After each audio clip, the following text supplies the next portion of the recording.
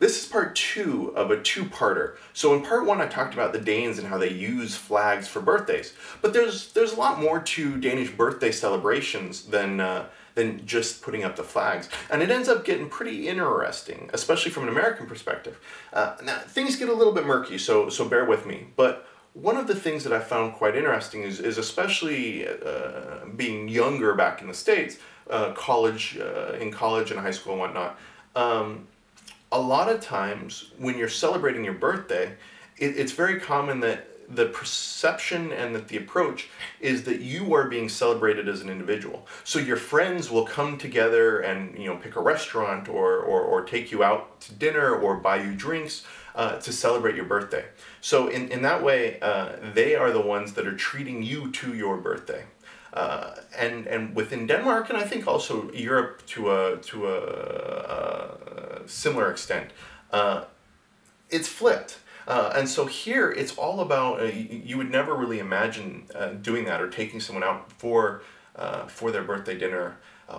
What ends up happening is that actually, one, they bring a cake and they treat you to a cake. They treat you to drinks or a meal as part of the birthday celebration. And it's very much their birthday celebration, but it's them giving and paying thanks to you for being their friends and their community. So it's kind of them perhaps celebrating you, let's say, as you join them to celebrate, versus everybody else kind of celebrating you as it is in the US. And maybe that's an interesting and kind of glance at an indicator of kind of the psyche between the two different cultures.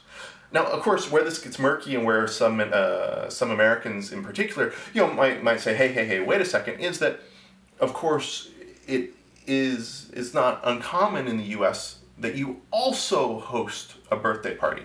And if you are hosting a birthday party, then in that situation, then you probably provide drinks or a meal or something like that. So it's not as clear cut, I suppose.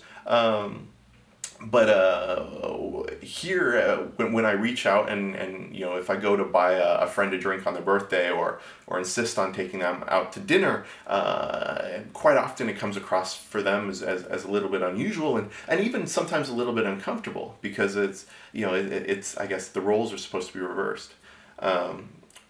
One other component of that is that in the workplace or classroom or wherever it is, if it's your birthday, then part of the Danish tradition, and this is a very strong tradition, is that you bake or pick up a cake and that you bring that in to celebrate your birthday.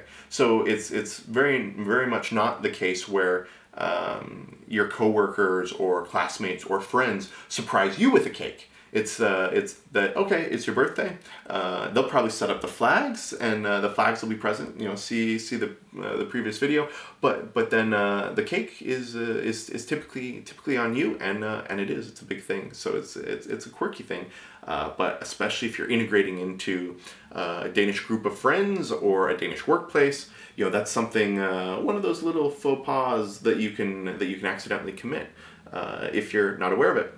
So definitely, I'm not sure if I prefer one or the other, although it's definitely nice going and not having to worry about that or worry about a huge expense on your birthday, and being able to just celebrate friends and say thanks that way. So I don't know, maybe that's my inner American staying true and truly embedded. But any other fun birthday quirks or cultural quirks, feel free to post them in a comment or shoot me an email. I'm always looking for new things to cover and talk about here on the Denmark 101 series.